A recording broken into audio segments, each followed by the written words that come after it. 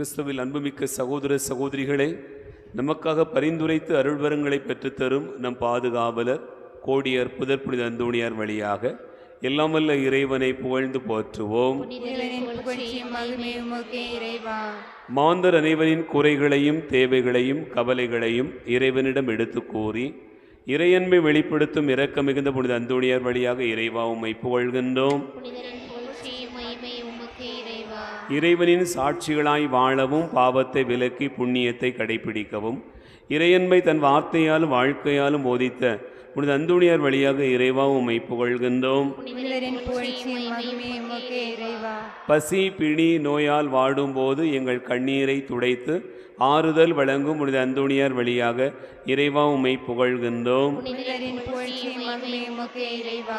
அலகையின் பிடியில் அல்லல்படும் மக்களை பரிவன்போடு ஆதரித்து நலம் பெற்று தரும் புனித அந்தோணியார் வழியாக இறைவா உம்மை புகழ்கின்றோம். எங்கள் துன்ப துயரத்தை நீக்கி எங்கள் குடும்பங்களில் அமைதியும் சமாதானத்தையும் நாங்கள் இறைவனின் அன்பில் நிலைத்திருக்கும் அருளையும் பெற்றுக் கொடுத்ததற்காக எங்கள் மனப்பிணிகளையும் உடல் நோய்களையும் குணமாக்கி எங்களுக்கு மன அமைதியையும் உடல் வலிமையும் அளிப்பதற்காக நாங்கள் எல்லா வகையிலும் வேதனையுற்றாலும் ஒடுங்கி போவதில்லை, மனக்கலக்கம் அடைந்தாலும் மனம் உடைவதில்லை, துன்புறுத்தப்பட்டாலும் இறைவனால் கைவிடப்படாமல் இருக்கிறோம் என நம்பிக்கை எங்களுக்கு உணர்த்தியதற்காக நாங்கள் சாக வேண்டியவர்களைப் போல் இருந்தாலும் இன்னும் உயிர் வாழ்கிறோம், துயரத்தில் ஆழ்ந்தவர்களாய் தென்பட்டாலும் எப்பொழுதும் மகிழ்ச்சியுடன் இருக்கிறோம் என்று உணர்ந்து எங்கள் கடமைகளை நாங்கள் நிறைவேற்ற அருள் புரிந்ததற்காக அந்தோணியாருடைய மன்றாட்டால் நாம் இதுவரை அடைந்துள்ள எல்லா ஆன்ம உடல் மன நலன்களுக்காக மௌனமாக நன்றி கூறுவோம்.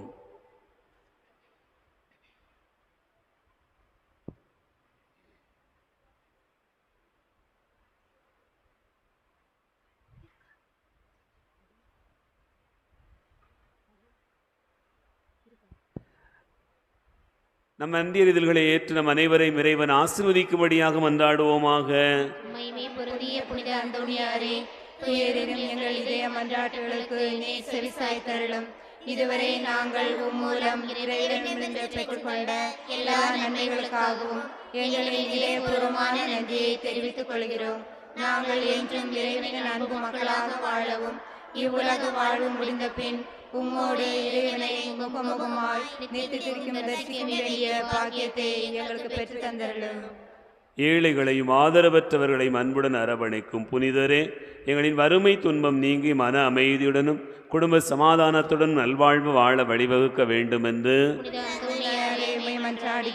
குழந்தை இயேசுவின் பெரிய நண்பரான புனித அந்தோணியாரே, சிறுவர் சிறுமியர் இயேசுவை அன்பு செய்து ஆன்மீகத்தில் சிறந்து விளங்கவும் பெரியவர்களுக்கு கீழ்ப்படிந்து புண்ணியத்தில் வளரவும் இறைவனால் குறிக்கப்பட்ட வாழ்க்கை நிலையை தெரிந்து கொண்டு உத்தம மக்களாய் வாழவும் தேவையான வரத்தை பெற்றுத்தர வேண்டும் என்று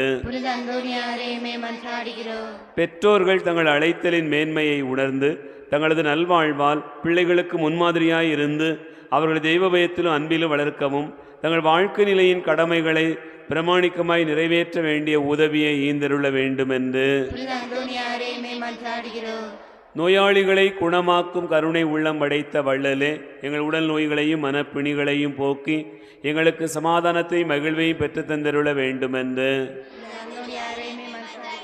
பதுமை வள்ளலான புனித அந்தோணியாரே, மரித்தவர்களை உயிர்ப்பித்தவரே, பாவத்தினால் பலவீனம் அடைந்திருக்கும் எங்கள் ஆன்மாவுக்கு இறைவனின் அருளை பெற்று தந்து நாங்கள் எங்கள் ஆன்மீக வாழ்வை மாற்றியமைத்து புது வாழ்வு வாழ வேண்டும் என்று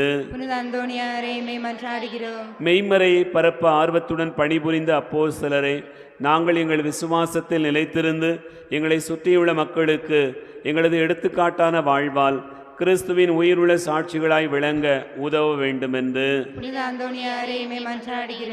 புனித அந்தோணியாரிடம் நம் ஒவ்வொருவருடைய தனிப்பட்ட விண்ணப்பங்களை மௌனமாக எடுத்து கூறுவோம்.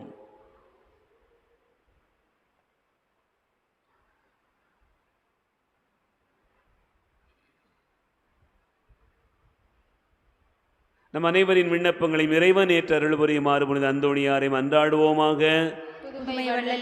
உம்மை கூவி அழைப்போருக்கு செவி கொடுப்பவரே, உமது கரங்களால் அரவணைக்கப்பட விரும்பிய இனிய குழந்தை இயேசுவிடம் இந்த எங்கள் விண்ணப்பங்களை சொல்லி பரிந்து பேசுவீராக. இவற்றை நாங்கள் அடைந்தால் என்றும் உமக்கு நன்றியுள்ளவர்களாக இருப்போம். மகிமை பொருந்திய புனிதரே, நாங்கள் கேட்பது எங்களுக்கு நல்லதல்ல என்றால் இதைவிட சிறந்ததொன்றே எங்களுக்கு தேவையானதை இறைவனிடமிருந்து எங்களுக்கு பெற்று தந்தருளும். ஆண்டவராகிய இயேசு கிறிஸ்து உங்களை பாதுகாக்க உங்கள் நடுவிலும், உங்களை காப்பாற்ற உங்களுக்குள்ளும், வழிகாட்ட உங்களுக்கு முன்னும், உங்களுக்கு காவலாயிருக்க உங்களுக்கு பின்னும், உங்களை ஆசீர்வதிக்க உங்கள் மேலும் இருப்பாராக. தந்தை, மகன், தூய ஆவி உங்கள் அனைவரையும் ஆசீர்வதிப்பாராக. ஆமென்.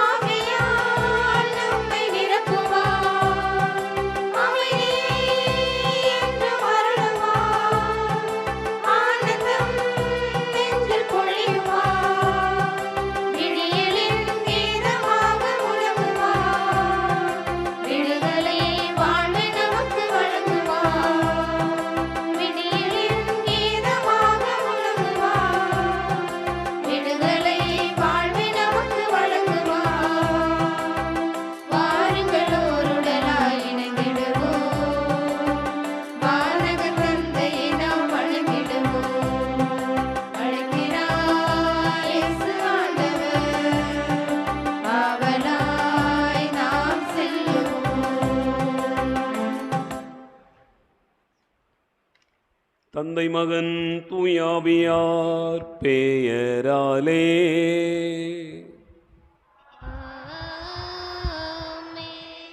ஆண்டவராகிய இயேசு கிறிஸ்துவின் அருளும் கடவுளின் அன்பும் தூயாவியாரின் நட்புறவும் உங்கள் அனைவரோடும் இருப்பதாக. உம்மாத்மாவோடும் இருப்பதாக. ஆண்டவர் இயேசு கிறிஸ்துவில் அன்பு நிறைந்த சகோதர சகோதரிகளே, ஆண்டவர் நம்மை அன்பு செய்கிறார், அவரோடு இருக்க வேண்டும் என்று விரும்புகிறார். அதனையே இன்றைய வாசகங்கள் வழியாக இறைவன் நமக்கு வெளிப்படுத்த விரும்புகிறார். தந்தையாகிய இறைவனோடு மகனாகிய ஆண்டவர் இயேசு கிறிஸ்து இருந்தார். அதனாலேயே அவர் எல்லாவற்றையும் கடந்து போகிற ஆற்றல் பெற்றார் என்பதையே இன்றைய வாசகங்கள் நமக்கு வெளிப்படுத்துகின்றன. நம்முடைய அன்றாட வாழ்வின் பயணத்தில் கூட நம்ம ஆண்டவரோடு இருக்கிறோமா என்று நம்மையே ஆய்வு செய்து பார்ப்போம். தவறிய தருணங்களுக்காக ஆண்டவரிடத்திலே மனம் வருந்தி மன்னிப்பு கேட்போம். எல்லாம் அல்ல இறைவனிடமும் சகோதர சகோதரிகளே, உங்களிடமும் நான் பாவி என ஏற்றுக்கொள்கிறேன். ஏனெனில் என் சிந்தனையாலும் சொல்லாலும் செயலாலும் கடமையில் தவறியதாலும் பாவங்கள் பல செய்தேன். என் பாவமே, என் பாவமே, என் பெரும் பாவமே. ஆகையால் எப்பொழுதும் கன்னியான புனித மரியாதையும் வானதூதர் புனிதர் அனைவரையும் சகோதர சகோதரிகளை உங்களையும் நாம் இறைவனாய் ஆண்டவரிடம் எனக்காக வேண்டிக் கொள்ள மன்றாடுகிறேன். எல்லாம் வல்ல இறைவன் நம் மீது இரக்கம் வைத்து நம் பாவங்களை மன்னித்து நம்மை நிலை வாழ்வுக்கு அழைத்து செல்வாராக. ஆமென்.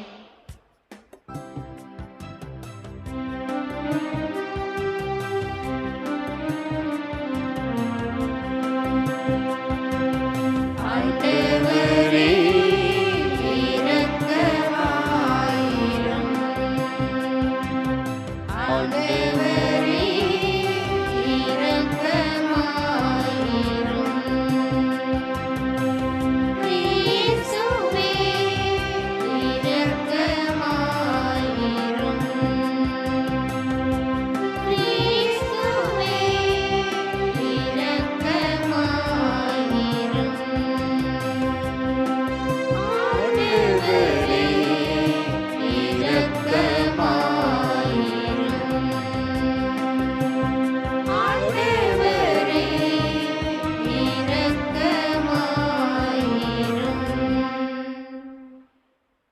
மன்றாடுவோமாக. என்றென்றும் உள்ள எல்லாம் வல்ல இறைவா, புனித அந்தோணியாரை தலை சிறந்த போதகராகவும் எங்கள் தேவைகளில் பரிந்து பேசுபவராகவும் உமக்களாகிய எங்களுக்கு வழங்கியுள்ளீரே. அதனால் அவரது உதவியால் நாங்கள் கிறிஸ்தவ வாழ்வின் நெறிகளை கடைப்பிடிக்கவும் எங்களுக்கு நேரிடும் இன்னல்களிலெல்லாம் உமது உதவியை கண்டுணரவும் செய்தருளும். உம்மோடு தூயாவியாரின் ஒன்றிப்பில் இறைவனாய் என்றென்றும் வாழ்ந்து ஆட்சி செய்கின்ற அவர் வழியாக உம்மை மன்றாடுகிறோம். ஆமென்.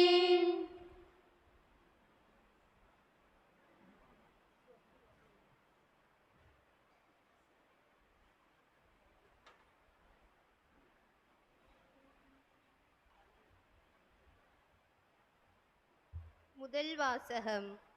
பாம்பு கடித்த எந்த ஒரு மனிதனும் இந்த வெண்கல பாம்பை பார்த்து உயிர் பிழைப்பான்.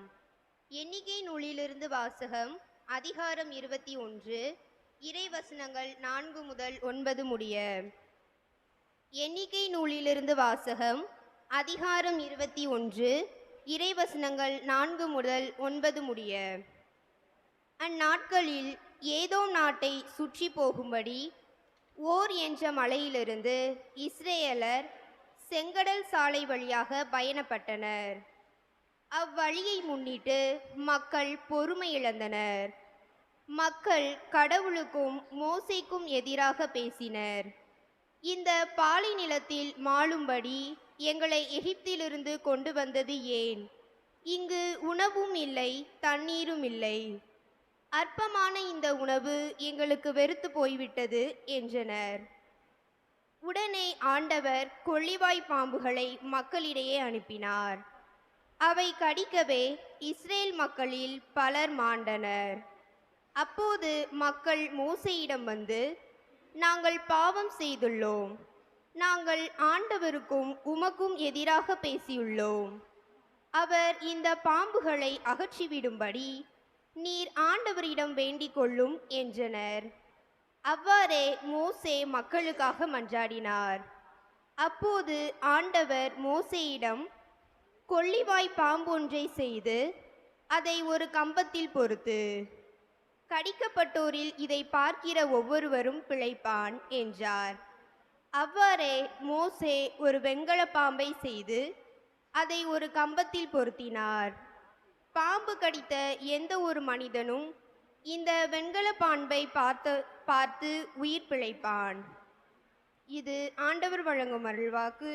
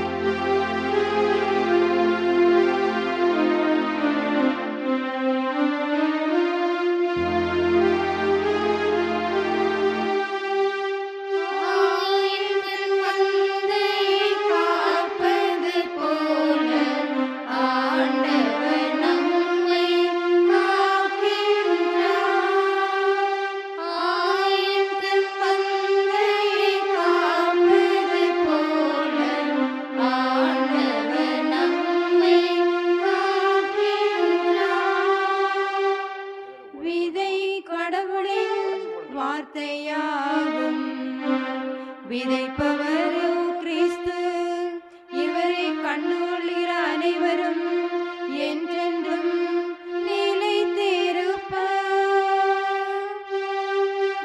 ஆயத்தன் மந்தையை காப்பதைப் போல ஆண்டவர் நம்மை காக்கின்றார். ஆண்டவர் உங்களோடு இருப்பாராக. உம் ஆன்மாவோடும் இருப்பாராக. யோவான் எழுதிய நற்செய்தியிலிருந்து வாசகம். ஆண்டவரே, மாட்சி உமக்கு.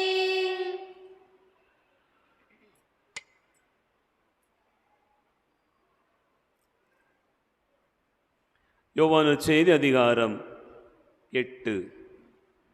இறைவார்த்தைகள் 21 முதல் 30 முடிய. யோவான் நற்செய்தி 8வது அதிகாரம் இறைவார்த்தைகள் 21 முதல் 30 முடிய. இயேசு மீண்டும் அவர்களிடம், நான் போனபின் நீங்கள் என்னை தேடுவீர்கள். நான் போகும் இடத்திற்கு உங்களால் வர இயலாது. நீங்கள் பாவிகளாகவே சாவீர்கள் என்றார். யூதர்கள், நான் போகும் இடத்திற்கு உங்களால் வர இயலாது என்று சொல்கிறாரே, ஒருவேளை தற்கொலை செய்து கொள்ளப் போகிறாரோ என்று பேசிக்கொண்டார்கள். இயேசு அவர்களிடம், நீங்கள் கீழிருந்து வந்தவர்கள், நான் மேலிருந்து வந்தவன். நீங்கள் இவ்வுலகை சார்ந்தவர்கள், ஆனால் நான் இவ்வுலகை சார்ந்தவன் அல்ல. ஆகவேதான் நீங்கள் பாவிகளாகவே சாவீர்கள் என்று உங்களிடம் சொன்னேன். இருக்கிறவர் நானே என்பதை நீங்கள் நம்பாவிடில் நீங்கள் பாவிகளாய் சாவீர்கள் என்றார். அவர்கள், நீர் யார் என்று அவரிடம் கேட்டார்கள். அவர், நான் யார் என்று தொடக்கத்திலிருந்தே சொல்லி வந்துள்ளேன். உங்களை பற்றி பேசுவதற்கும் தீர்ப்பிடுவதற்கும் பல உண்டு. ஆனால் என்னை அனுப்பியவர் உண்மையானவர். நானும் அவரிடமிருந்து கேட்டவற்றையே உலகுக்கு எடுத்துரைக்கிறேன் என்றார். தந்தையை பற்றியே அவர் பேசினார் என்பதை அவர்கள் உணர்ந்து கொள்ளவில்லை. இயேசு அவர்களிடம், நீங்கள் மானிட மகனை உயர்த்திய பின்பு, இருக்கிறவர் நானே, நானாக எதையும் செய்வதில்லை, மாறாக தந்தை கற்றுத்தந்ததையே நான் எடுத்துரைக்கிறேன் என்பதை அறிந்து கொள்வீர்கள். என்னை அனுப்பியவர் என்னோடு இருக்கிறார். என்னை அவர் தனியாக விட்டுவிடுவதில்லை. நானும் அவருக்கு உகந்தவற்றையே எப்போதும் செய்கிறேன் என்றார். அவர் இவற்றை சொன்னபோது பலர் அவரிடம் நம்பிக்கை கொண்டனர். ஆண்டவரின் அருள்வாக்கு. கிறிஸ்துவே, உமக்கு புகழ்.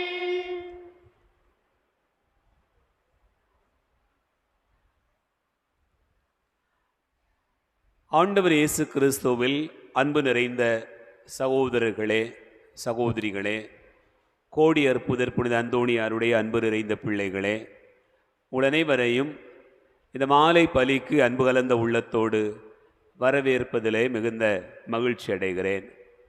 நம்முடைய பாதுகாவலருடைய நாளில் நாம் எல்லோரும் ஆண்டவருடைய இந்த திருப்பீடத்தின் முன்பாக கூடி மகிழ்ந்து இறைவார்த்தையை கேட்டு அதன் வழியாக இறைவன் நமக்கு வெளிப்படுத்துகிற செய்தியை அறிந்து கொள்ள ஆவலாய் அமர்ந்திருக்கிறோம்.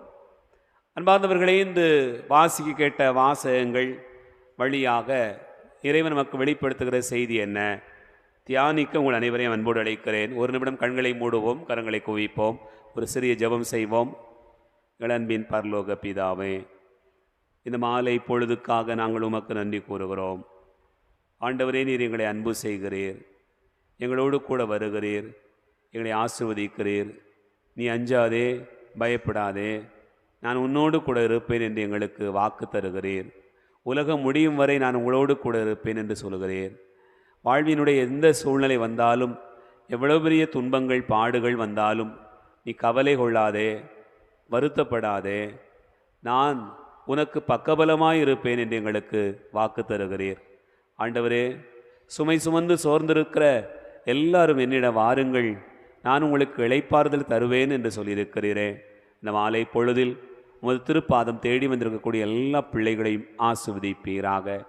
எங்களுடைய மனதில் இருக்கக்கூடிய சுமைகள், பாரங்கள், கவலைகள், வருத்தங்கள், குடும்பங்களை குறித்து, குடும்பத்தில் இருக்கக்கூடிய பிள்ளைகளை குறித்து, நடக்கக்கூடிய நிகழ்வுகளை குறித்து, பல்வேறு விதமான தீய சக்திகளில் இருந்து எல்லாவற்றையும் ஆண்டவரே இந்த நாளிலே உமது பாதத்தில் ஒப்புவிடக்கூடிய எல்லா மக்களையும் ஆசீர்வதிப்பீராக. உமது வல்லமையான கரம் உமது வழிநடத்துகிற ஆற்றல் எல்லோருக்குள்ளாகவும் இருக்கும்படியாக உம்மை நோக்கி ஜெபிக்கிறோம். ஜெபம் கேளும் நல்ல பிதாவே. இயேசு வாழ்க, மரியே வாழ்க, இயேசுக்கே புகழ், இயேசுக்கே நன்றி. அல்லேலூயா, பிரைஸ் தி லார்ட், ஆமேன். அன்பார்ந்தவர்களே, நிறைய குருக்களிடம் கலந்து பேசுகிற போது இந்த பாவ சங்கீர்த்தனத்துக்கு வராங்களே, அதிகமான பாவம் எதைத்தான் சொல்கிறாங்க அப்படின்னு கேட்டால் யார் சொன்னாங்கிறத சொல்லக்கூடாது. ஆனால் என்ன பாவம் அதிகமாக சொல்லப்படுது அப்படின்னு கேட்டால் நிறைய பேர் சொல்கிறது, சாமி பொறுமையே இல்லை, பொறுமையே இல்லை அப்படிங்கிறது தான் நிறைய பேர் சொல்லுகிற பாவங்களில் ஒன்று. பொறுமையின்மை அப்படிங்கிறது பாவமா? அடுத்து ஒரு கேள்வி வருகிறாரு. அன்பார்ந்தவர்களே, நீ யோசித்து பாருங்க, எதுக்குமா பொறுமை இல்லை? எனக்கு கோவமா வருது ஃபாதர். எதுக்கு கோவமா வருது அப்படி கேட்டோம்னா, அவன் அப்படி பேசிட்டான், அவன் அப்படி பேசிட்டா, அதனால கோபம் வந்துடுது, அதனால பொறுமை இல்லாமல் போயிடுது, அதனால கெட்ட வார்த்தை பேசிட்டேன், அதனால அருவாளை தூக்கிட்டேன், அதனால கம்பை தூக்கிட்டேன். இப்படி நிறைய நிறைய நிறைய பாவங்கள் அப்படியே பெருகி கொண்டிருப்பதை பார்க்கிறோம். எனக்கு அன்பார்ந்த சகோதர சகோதரிகளே, பல பாவங்களுக்கு இது ஒரு தொடக்கமாக மாறிவிடுகிறது. பொறுமையின்மை இது எல்லாருக்குமே இருக்கக்கூடிய மிக முக்கியமான ஒரு நோயாகவே இருக்கிறார். நீ யோசித்து பாருங்க, உங்களுடைய அன்றாட வாழ்க்கையில் கூட நீங்கள் இதை நினைத்து பார்க்க முடியும். இன்னைக்கு வாசகங்கள் பொறுமையாக இருக்கணும்னா என்ன செய்யணும் அப்படிங்கிற ஒரு ஆழமான ஒரு செய்தியை கற்றுத்தருகிறது. பொறுமை இல்லைன்னா என்ன செய்வோம், பொறுமை இல்லாதவர்கள் என்ன செய்கிறார்கள் அப்படின்னு சொன்னா, முதல்ல பாவம் செய்கிறார்கள். இரண்டாவது, குறுக்கு வழியில போறதுக்கு ஏதாவது வழி இருக்குதா, ஷார்ட்கட்ல எதையாவது ஒன்று செஞ்சிடலாமா அப்படின்னு யோசனை வருகிறது. மூணாவது, தீமையை, அநீதியை, வன்முறையை கையில் எடுக்கிறார்கள். பொறுமை இல்லைன்னா இந்த மூணு வந்து சேரும். அன்பார்ந்தவர்களே, அப்போ நாம் நினைச்சு பார்க்க வேண்டியிருக்கிறது, பொறுமைனா என்ன, பொறுமைனா என்ன? நீ சொல்லுங்க, என்ன சொல்லலாம்? பொறுமைனா என்ன?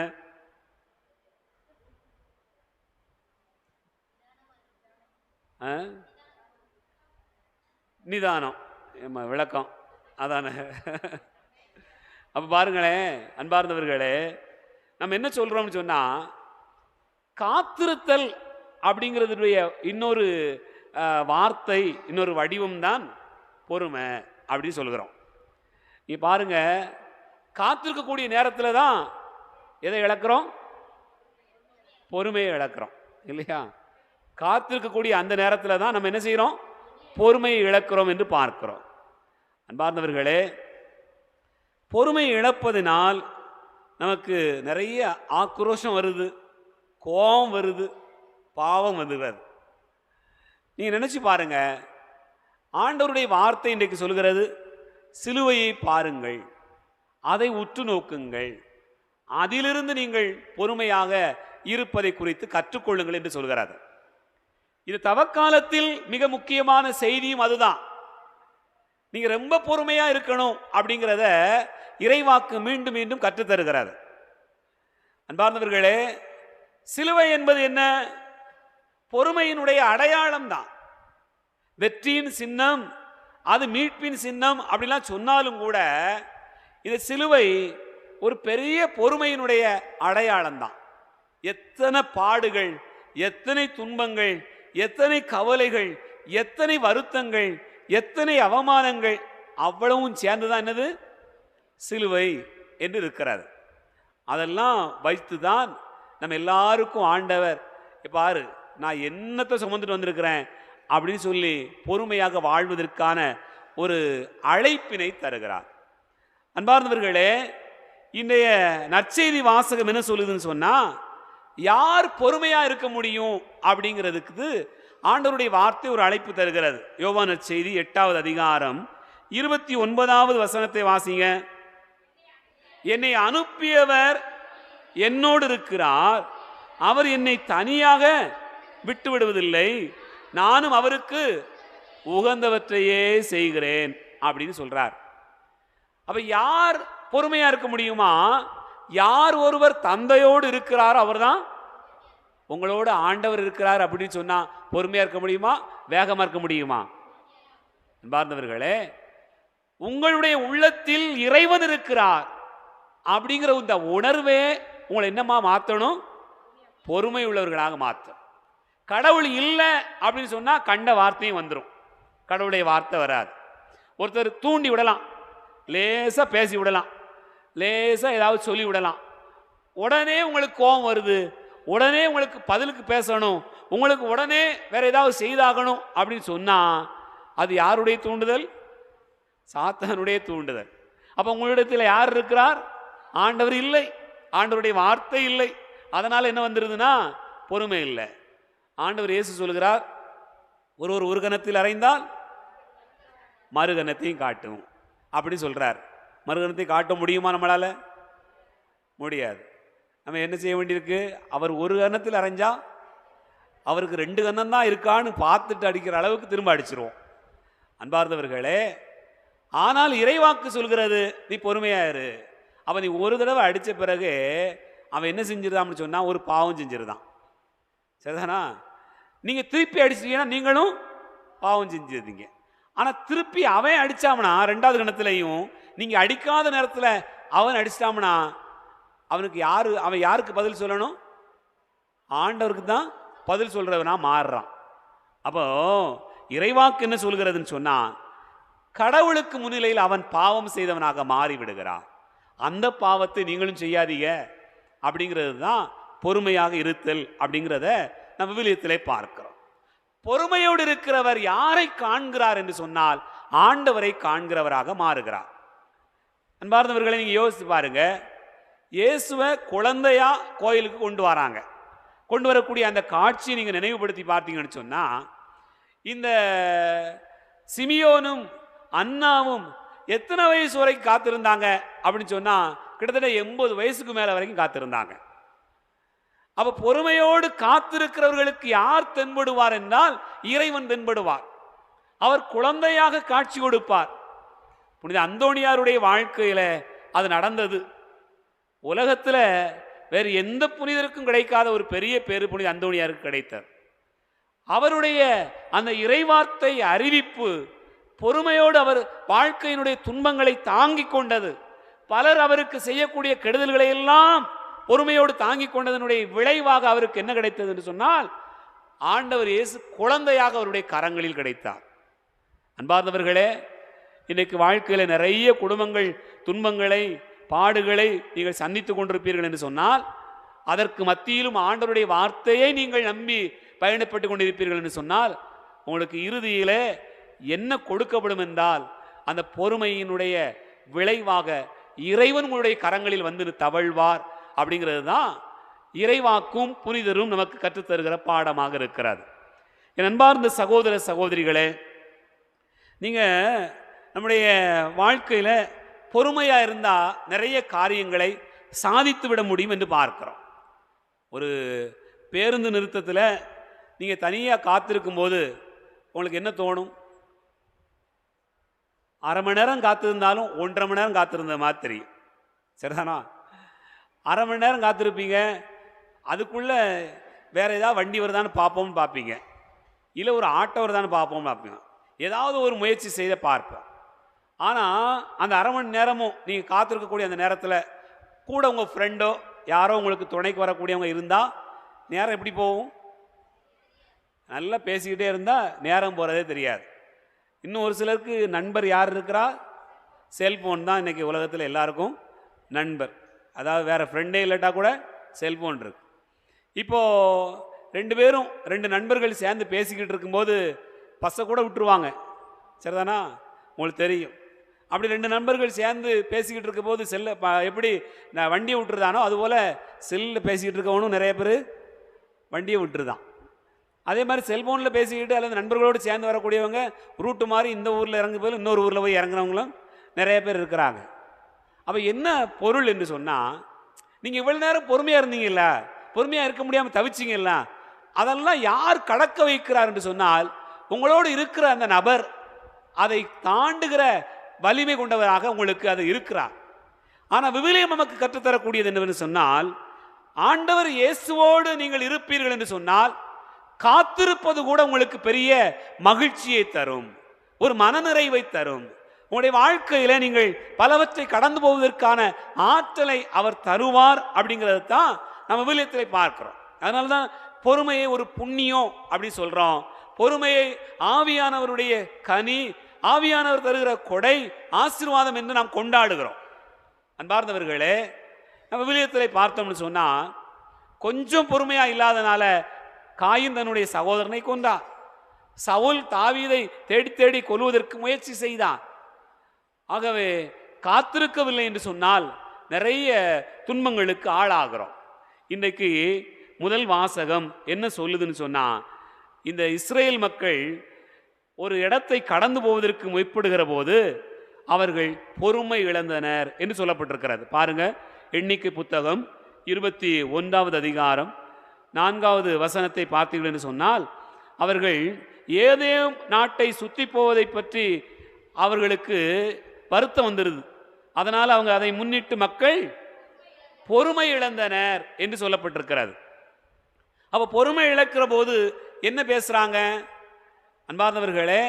பொறுமை இழக்கிற போது முதல்ல வரக்கூடியது தடித்த வார்த்தைகள். அவர்கள் பலவற்றை மறந்து விடுகிறார்கள், பலவற்றை நினைவுக்கு கொண்டு வர முடியாத அளவுக்கு மாறிடுவாங்க. பாருங்க, ஆண்டவர் தண்ணீர் கொடுத்தார், உணவு கொடுத்தார், பராமரித்தார், அற்புதங்களையும் அதிசயங்களையும் செய்து காட்டினார். இதெல்லாம் மறந்து போச்சு. அவங்க என்ன சொன்னாங்க? பொறுமை இழந்ததுனால தண்ணி இல்லை, சோறு இல்லை, ரெண்டும் அவங்களுக்கு முக்கியமானது, அந்த ரெண்டுமே இல்லைன்னு சொன்னாங்க. டேய், தண்ணியும் சோறு உங்களுக்கு ஆண்டவர் தந்தாரா தரலையா? அதை மறந்துட்டாங்க. அப்புறம் பாருங்க, ஆண்டவர் பராமரித்தார், பாதுகாத்தார், அதையும் மறந்தாச்சு. அப்ப ஆண்டவர் அடுத்தடுத்த பாவங்களுக்கு தொடர்ச்சியாக எது இருக்கிறது என்று சொன்னால் பொறுமையின்மை என்கிற ஒரு குணம்தான் இருக்கிறது என்பதை அது உணர்த்த செய்வதற்காக அவர்களுக்கு கண்டிக்கிற, அவர்களுடைய உயிரை கொள்ளுகிற அந்த பாம்புகள் வந்தன என்று பார்க்கிறோம். அப்பதான் இஸ்ராயல் மக்கள் சொல்றாங்க, பாருங்க 7வது வசனத்தை வாசிங்க. அப்பொழுது மக்கள் மோசேயிடம் வந்து, நாங்கள் பாவம் செய்துள்ளோம், ஆண்டவருக்கும் உமக்கும் எதிராக பேசியுள்ளோம், பாம்புகளை அகற்றி விடும்படி ஆண்டவரிடம் வேண்டிக் கொள்ளுங்கள். அப்ப என்ன அர்த்தம்? பொறுமை இல்லைன்னா அது என்னவா? பொறுமை இல்லைன்னா அது பாவம். பொறுமை இல்லை என்பது பாவம். அன்பார்ந்தவர்களே, அது பாவம் செய்ய உங்களை அழைத்து செல்லும். பொறுமையின்மை உங்களை பாவம் செய்ய அழைத்து செல்கிறது. பொறுமையின்மை ஆண்டவருக்கு எதிராக பேச செய்கிறது. உங்களுடைய குடும்பத்தில் ஒருத்தருக்கு ஒருத்தர் சண்டையை மூட்டி விட்டுரும். குடும்பத்தில் ஒருத்தருக்கு ஒருத்தர் சண்டையை மூட்டி விடுகிறது. அதே போல நாம் அந்த பொறுமை வேணும்னு சொன்னா என்ன செய்ய வேண்டியிருக்குது? ஆண்டவரை பார்த்து ஜெபந்தான் செய்ய வேண்டியிருக்கிறார். அன்பார்ந்தவர்களே, நீங்க நிறைய நினைச்சு பாருங்களேன். ஒரு கொக்கு ஒத்த காலே நிற்கி ஆற்றுல, எதுக்காக நிற்கி? ஒத்த மீன் வருமானு காத்துக்கிட்டே நிற்கி. அது வந்தவுடனே படக்குன்னு பிடிச்சுக்கிடுது. அதே போல தான் வாழ்க்கையில் நிறைய பொறுமையாக காத்திருந்தால் மட்டும்தான் நீங்கள் எந்த இலக்கை நோக்கி போகிறீர்களோ அதை அடைய முடியும் அப்படிங்கிறது இறைவன் நமக்கு வெளிப்படுத்துகிற செய்தி. அதனால தான் சொல்கிறாரு, இந்த நாட்டை சுற்றி போகணும்னு சொல்லி ஆண்டவர் எதுக்காக அனுப்புகிறாரு? நிறைய பொறுமையை கற்றுக்கிடணும் அவங்க. ஏன்னு சொன்னால் அவங்க எகிப்தில் வாழ்ந்த நாட்களில் அவ்வளவு பொறுமை இல்லாமல் அவர்களுக்குள்ளாக சண்டையிட்டு கொண்டார்கள். அந்த சண்டையிட்டு கொள்ளுகிற அந்த பழக்கமெல்லாம் மாறணும்னு சொன்னால் நிறைய நிறைய அனுபவப்படுவதற்காக ஆண்டவர் அவர்களை செங்கடல் சாலை வழியாக அழைத்து செல்வதை பார்க்கிறோம். என் அன்புக்குரிய சகோதர சகோதரிகளே, நாமளும் அப்படி நம்முடைய வாழ்க்கையினுடைய நிகழ்வுகளை எண்ணி பாருங்க. இப்போ பாருங்க, நிறைய ஆபத்து நடக்கு, நிறைய விபத்து நடக்கு. எதனால் விபத்து நடக்கு அப்படின்னு சொன்னால், ஒரு சில இடத்துல நம்ம பொறுமையாக போக வேண்டிய இடத்துல பொறுமையாக போகிறதில்ல. அதுதான் விபத்துக்கு காரணம். நிறைய விபத்து அப்படி தான் நடக்கு. கொஞ்சம் ஈகோ, அவன் முந்தணுமா அல்ல நான் முந்தணுமா, அதுவா இதுவா. நீ பாருங்க, கொஞ்சம் கவனமாக போயிருந்தேன்னு சொன்னால் இந்த விபத்து நடந்திருக்கவே செய்யாதுன்னு விபத்தை சந்தித்தவங்க நிறைய பேர் சொல்லியிருப்பதை பார்க்குறோம். அப்படி என்று சொன்னால் என் அன்புக்குரிய சகோதர சகோதரிகளே, பொறுமை என்பது நம்முடைய உள்ளத்திற்குள்ளாக இருக்க வேண்டிய மிக உன்னதமான ஒரு நற்குணம். அது இருந்ததுன்னு சொன்னால் நீங்கள் உங்களுடைய வாழ்க்கையினுடைய இலக்கை அடைவதற்கு வலிமையை ஆண்டவர் தருகிறார். நாம் அதை எப்படி கற்றுக்கொள்ள வேண்டுமா? இறைவாக்கு நமக்கு சொல்கிறது, ஆண்டவரை உங்களுக்குள் வைத்து கொள்ளுங்கள், இறைவனை உங்களுக்குள்ளாக வைத்துக் கொள்ளுங்கள். எதிரில் வரக்கூடிய எல்லாவற்றையும் நீங்கள் சந்திக்கிற வலிமை கொண்டவர்களாக மாறுவீர்கள். அதனால தான் அந்த தவக்காலம் நமக்கு 3 முக்கியமான கருத்துக்களை சொல்லுது. எப்படி? ஜெபம், தவம், தர்மம். இந்த 3ஐயும் சொல்லுது. திரும்ப திரும்ப சொல்லுறாங்க. திரும்ப திரும்ப எல்லா வாசகமும் இதைத்தான் நமக்கு நினைவூட்டும்.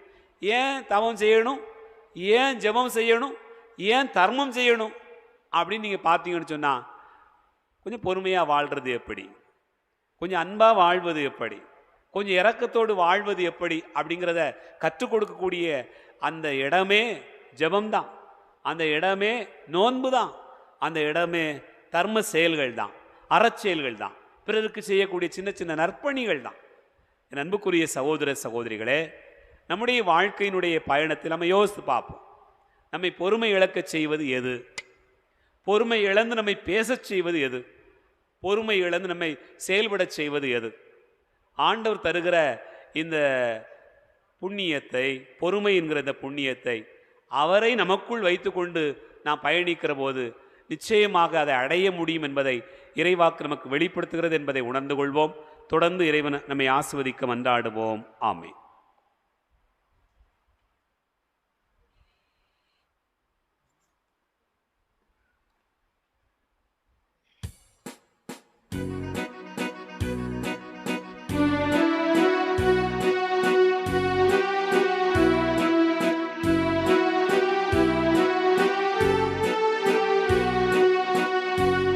காணிக்கை தந்தோம் கர்த்தாவே, ஏற்றை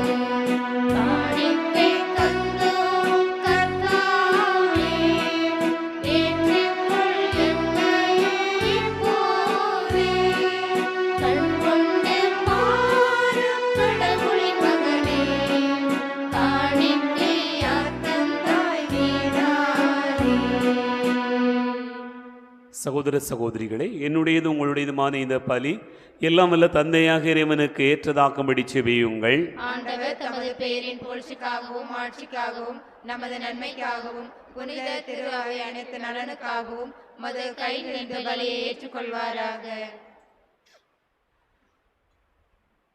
ஆண்டவரே, மகிழ்வின் பலி பொருட்களை நாங்கள் உமக்கு ஒப்பு கொடுக்கின்றோம். அதனால் நீர் எங்கள் குற்றங்களை கனிவுடன் மன்னித்து தடுமாறும் இதயங்களை வழிநடத்த வேண்டுமென்று எங்கள் ஆண்டவராகிய கிறிஸ்து வழியாக உம்மை மன்றாடுகிறோம்.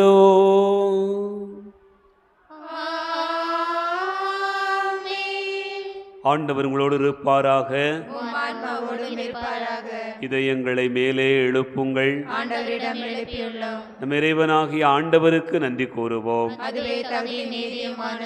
ஆண்டவரே, தூயவரான தந்தையே, என்று வாழும் எல்லாம் வல்ல இறைவா, எந்நாளும் எவ்விடத்திலும் நாங்கள் உமக்கு நன்றி செலுத்துவது மெய்யாகவே தகுதி நீதியுமாகும், எங்கள் கடமையும் மீட்புக்குரிய செயலுமாகும். எங்கள் தவ முயற்சிகளால் நாங்கள் உமக்கு நன்றி செலுத்தவும், எங்கள் ஆணவத்தை தளர்த்தவும், ஏழைகளுக்கு உணவளிக்கவும், இவ்வாறு உமது கனிவிரக்கத்தை பின்பற்றவும் இத்திருவிழமானீர்.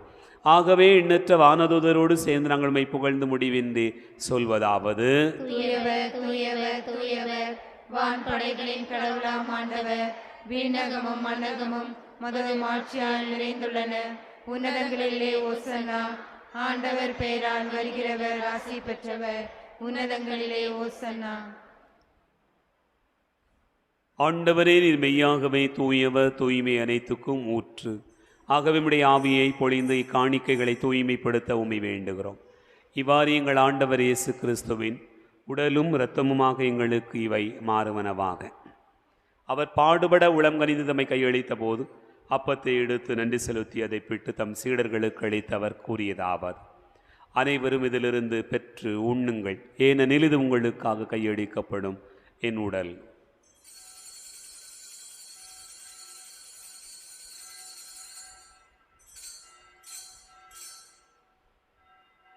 அவண்ணமே இரவு விருந்து அருந்திய பின் கிண்ணத்தை எடுத்து மீண்டும் உமக்கு நன்றி கூறி தம் சீடர்களுக்கு அளித்து அவர் கூறியதாவது: அனைவரும் இதிலிருந்து பெற்று பருகுங்கள், ஏனெனில் இது புதிய நிலையான உடன்படிக்கைக்குரிய இரத்தத்தின் கிண்ணம். இது பாவ மன்னிப்புக்கென்று உங்களுக்காகவும் பலருக்காகவும் சிந்தப்படும். இதை நினைவாகச் செய்யுங்கள்.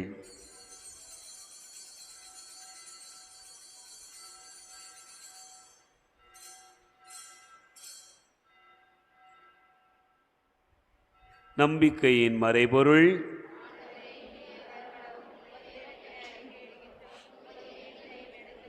ஆகவே ஆண்டவரை நாங்கள் கிறிஸ்துவின் இறப்பினையும் உயிர்ப்பினையும் நினைவு கூர்ந்து வாழ்வு தரும் அப்பத்தையும் மீட்பளிக்கும் கிண்ணத்தையும் உமக்கு ஒப்புக் கொடுக்கிறோம். உம் திருமுனின்று ஊழியம் புரிய தகுந்தவர்களென எங்களை ஏற்றுக்கொண்டீர். எனவே உமக்கு நன்றி செலுத்துகின்றோம். மேலும் கிறிஸ்துவின் உடலிலும் இரத்தத்திலும் பங்கு கொள்ளும் எங்களை தூய ஆவியார் ஒன்று சேர்க்க வேண்டுமென உம்மை தாழ்மையுடன் மன்றாடுகிறோம். ஆண்டவரே, உலகெங்கும் பரவி இருக்கும் திரு அவையை நினைவு கூர்ந்தருளும். எங்கள் திருத்தந்தை பிரான்சிஸ், எங்கள் ஆயிரந்தோணி சாமி, எல்லா திருநிலையினர் ஆகிய அனைவரோடும் திரு அவை அன்பில் நிறைவு பெறச் செய்திருளும். உயிர்த்தெழும் எதிர்நோக்கோடு துயில் கொள்கிற எங்கள் சகோதரர் சகோதரிகளையும் இறந்தோர் அனைவரையும் இரக்கத்தோடு நினைவு கூர்ந்து உமது திருமுக ஒளியினுள் ஏற்றருளும். எங்கள் அனைவர் மீதும் இரக்கமாயிரும். கடவுளின் கன்னித்தாயான புனித மரியா, அவருடைய கணவரான புனித யோசே, புனித திருத்தூதர்கள், இவ்வுலகில் உமக்கு உகந்தவராய் இருந்தோராகிய புனிதர் அனைவருடனும் நாங்கள் நிலைவாழ்வில் பங்கு கொள்ளும் தகுதி பெற்று உம் திருமகன் இயேசு கிறிஸ்து வழியாக உம்மை புகழ்ந்தேத்து வரமருள உம்மை மன்றாடுகிறோம்.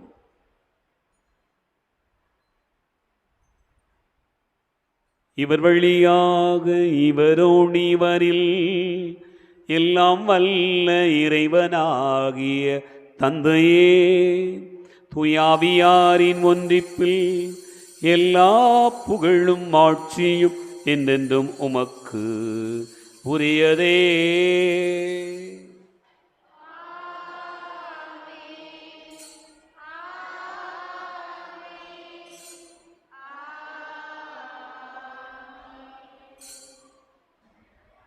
நம் ஆண்டவர் இயேசு கிறிஸ்து கற்றுக் கொடுத்தவாறு விண்ணக தந்தையை நோக்கி ஜெபிப்போம்.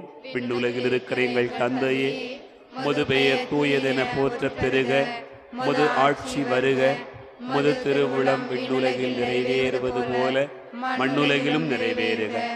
எங்கள் அன்றாட உணவை இன்று எங்களுக்கு தாரும். எங்களுக்கு எதிராக குற்றம் செய்வோரை நாங்கள் மன்னிப்பது போல எங்கள் குற்றங்களை மன்னியும். எங்களை சோதனைக்கு உட்படுத்தாதையும், தீமையிலிருந்து எங்களை விடுவித்தருளும். ஆண்டவரே, தீமை அனைத்திலிருந்தும் எங்களை விடுவித்து எங்கள் வாழ்நாளில் அமைதியை கனிவுடன் அருள உமிமன்றாடுகிறோம். முதிரக்கத்தின் உதவியால் எங்கள் பாவத்திலிருந்து எப்போதும் விடுதலை பெற்று யாதொரு கலக்கவுமின்றி நலமாயிருப்போமாக. நாங்கள் எதிர்நோக்கி இருக்கும் பேரின்பத்துக்காகவும் இம்மீட்பராகிய இயேசு கிறிஸ்துவின் வருகைக்காகவும் காத்திருக்கின்றோம். ஏனெனில் ஆட்சியும் வல்லமையும் ஆட்சியும் என்றென்றும் உமதே. ஆண்டவரே இயேசு கிறிஸ்துவே, அமைதியை உங்களுக்கு விட்டுச் செல்கிறேன், என் அமைதியை உங்களுக்கு தருகிறேன் என்றும் திருத்தூதர்களுக்கு மொழிந்தீரே. எங்கள் பாவங்களை பாராமல் உமது திரு அவையின் நம்பிக்கையை கண்ணோக்கி உமது திருவிழத்திற்கு ஏற்பதற்கு அமைதியும் ஒற்றுமையும் அளித்தருள்வீராக. என்னென்று வாழ்ந்து ஆட்சி செய்கின்றவர் நீரே. ஆமென். ஆண்டவருடைய அமைதி உங்களுடன் இருப்பதாக. உம் ஆத்மாவோடும் இருப்பதாக. ஒருவருக்கொருவர் அமைதியை பகிர்ந்து கொள்வோம். உலகின் பாவங்களை போக்கும் இறைவனின் செம்மறியே, எங்கள் மேல் இரக்கமாயிரும். உலகின் பாவங்களை போக்கும் இறைவனின் செம்மறியே, எங்கள் மேல் இரக்கமாயிரும். உலகின் பாவங்களை போக்கும் இறைவனின் செம்மறியே, எங்களுக்கு அமைதி அளித்தருளும்.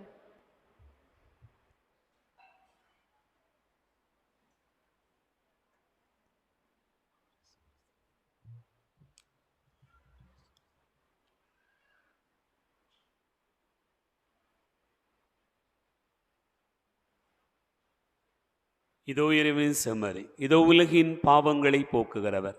செம்மறியின் விருந்துக்கு அழைக்க பெற்றோர் பேறு பெற்றோர்.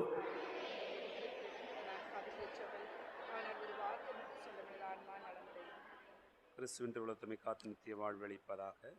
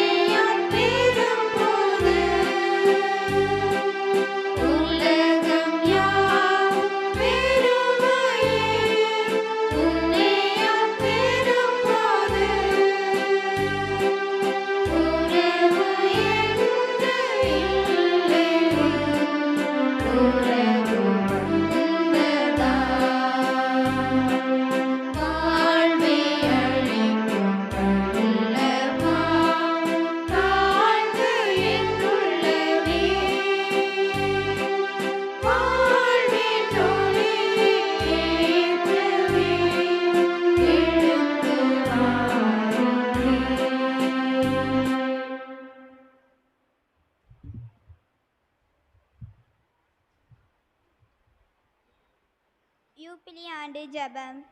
விண்ணக தந்தையே, உம் திருமகனும் எம் சகோதரருமான இயேசு கிறிஸ்துவில் நீர் எங்களுக்கு வழங்கிய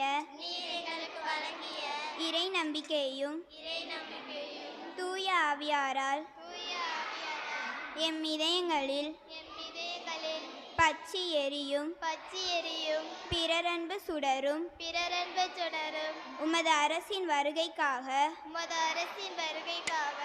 ஆசீர்வதிக்கப்பட்ட எதிர்நோக்கை எம்மில் மீண்டும் தட்டி எழுப்புவதாக. நற்செய்தியின் விதைகளை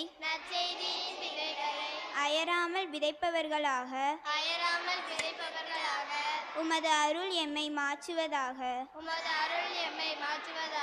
அவ்விதைகள் மானுடத்திற்குள்ளும் பிரபஞ்சம் முழுவதிலும் மாற்றத்தை ஏற்படுத்தி தீமையின் ஆதிக்கம் மறைந்து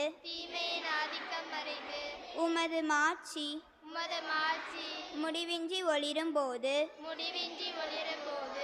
உறுதியுடன் எதிர்பார்க்கும் புதிய விண்ணகத்தையும் புதிய மண்ணகத்தையும் ஏற்படுத்துவதாக. யூபிலி கொண்டாட்டத்தின் அருள் எதிர்நோக்கின் திருப்பயணிகளாகிய எம்மில்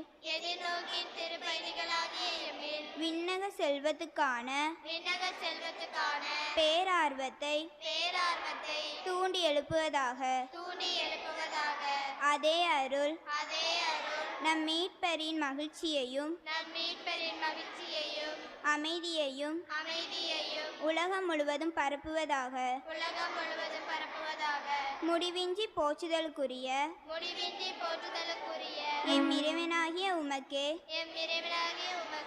மாட்சியும் புகழும் என்றென்றும் உரித்தாகுக. ஆமென்.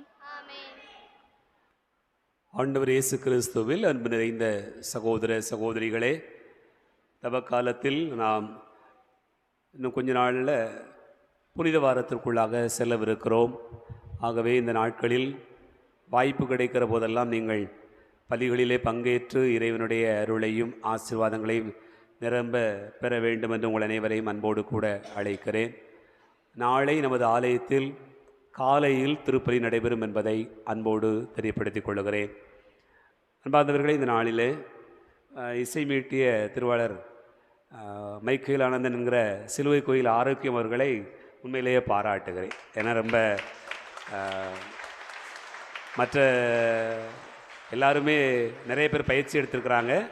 பயிற்சி எடுத்து திரும்ப எல்லாரும் அதை நீங்கள் இங்கே போடணும் அப்படின்னு சொல்லி பலருக்கு வாய்ப்பு கொடுக்குறோம், முயற்சி செய்கிறார்கள் நம்முடைய பிள்ளைகள்.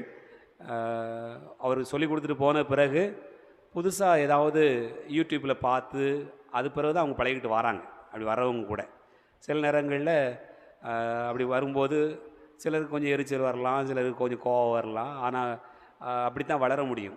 வளரும்போது கொஞ்சம் கொஞ்சம் அப்படி இப்படி இருக்கத்தான் செய்யும். ஆனால் நான் அவர்களை எல்லா பிள்ளைகளையுமே உண்மையிலே பாராட்டுகிறேன். அப்படி பங்கெடுத்து கொள்கிறவர்களை பாராட்டுகிறேன். அப்படி முயற்சி செய்து வரக்கூடியவங்க வந்து போடட்டும் அப்படிங்கிறத நம்ம எப்போதும் சொல்லியிருக்கிறோம். அது கோயில் கிளாஸோடு சேர்ந்து பழகிட்டு போட்டாங்கன்னா இன்னும் சிறப்பாக இருக்கும் அப்படிங்கிறது மாற்று கருத்து இல்லை. ஏன் மைக்கேல் ஆனந்தனை பாராட்டுறோம் அல்லது சிலுவை கோயில் ஆரோக்கியத்தை பாராட்டுறோம்னு சொன்னால் அவர் ரிட்டையர்ட் ஆகிட்டார். அதான் மேட்ரு.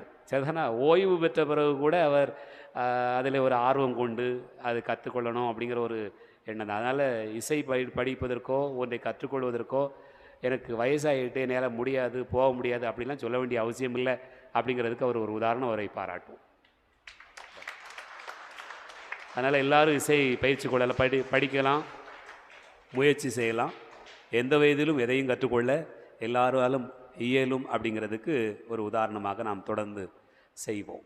எழுந்து நிற்போம், ஆண்டவருக்கு நன்றி கூறுவோம், மன்றாடுவோமாக. எல்லாம் வல்ல இறைவா, எங்களுக்கு அருள் புரிய உம்மை வேண்டுகிறோம். அதனால் உமக்கு உரியவற்றை தொடர்ந்து நாடி விண்ணக கொடைகளை என்றும் அடைய தகுதி பெற வேண்டுமென்று எங்கள் ஆண்டவராகிய கிறிஸ்து வழியாக உம்மை மன்றாடுகிறோம். ஆண்டவர் உங்களோடு இருப்பாராக. உம்மான்மாவோடும் இருப்பாராக. எல்லாம் வல்ல இறைவன் தந்தை மகன் தூயாவியார் உங்களை ஆசீர்வதிப்பாராக. ஆமென்.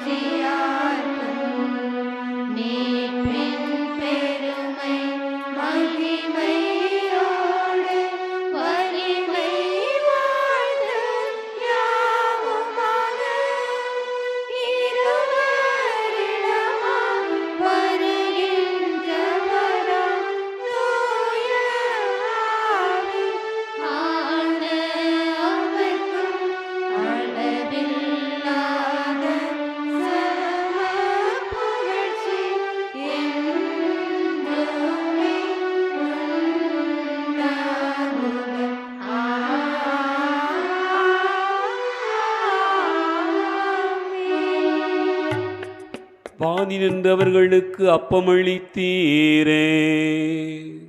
இனிமேல் நான் தன்னகத்தில் கொண்ட அப்பம் இதுவே. ஜெபிப்போமாக.